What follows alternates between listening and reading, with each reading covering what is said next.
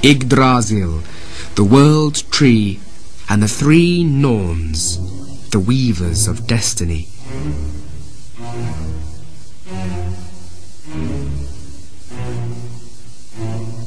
Among the many mysteries in the creation of the universe, one of the deepest is that of Yggdrasil, the world tree. The great ash was the source of the driftwood logs, both ash and elm, into which Odin breathed life to create man and woman.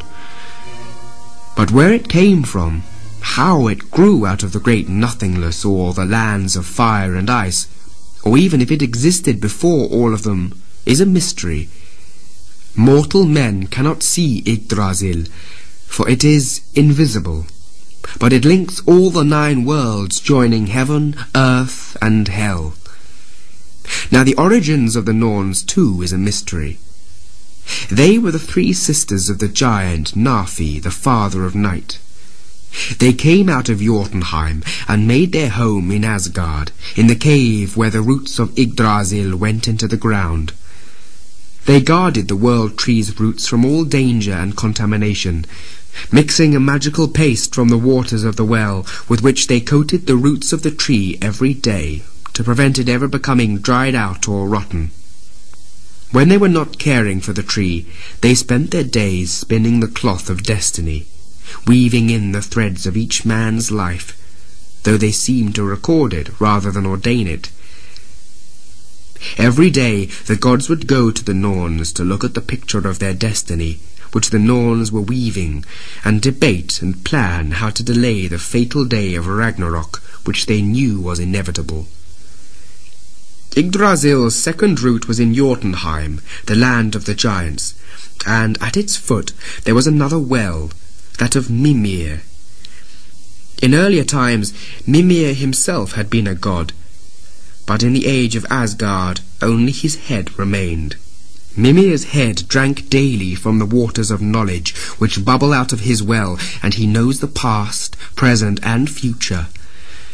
Odin would have to go to Mimir and drink from the waters of the well to acquire the knowledge needed to save himself and his race from the final destruction threatened by Ragnarok.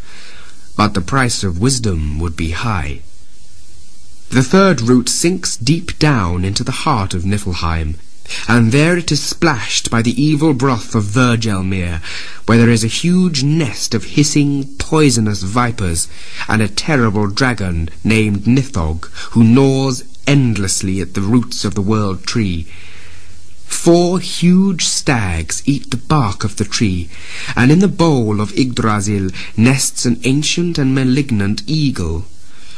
This realm is linked by the subterranean passageways to the dark and gloomy domain of Hell.